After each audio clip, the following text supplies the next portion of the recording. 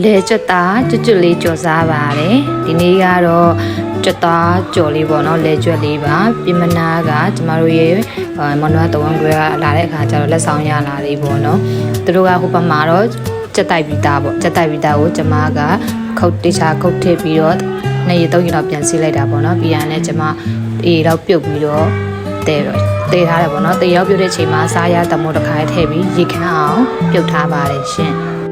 ပြုတ်ထားတာလည်းရပြီဆိုလို့ရှိရင်စီလေးထည့်မှာပေါ့နော်စီလေးထည့်ပြီးတော့ဒီကြွက်ကိုကျွတ်ရွနေအောင်ကြော်ပါမယ်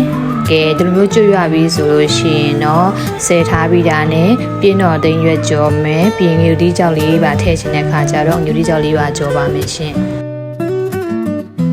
ဒီကြွတ်ကြော်ထားတဲ့စီနဲ့ပဲကြက်သွန်ဖြူကြက်သွန်နီ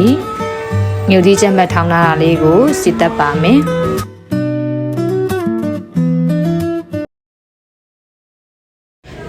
ချစ်တက်တာရပြီဆိုလို့ရှိရင်ကြွက်ရဲ့ငြူတီးရဲ့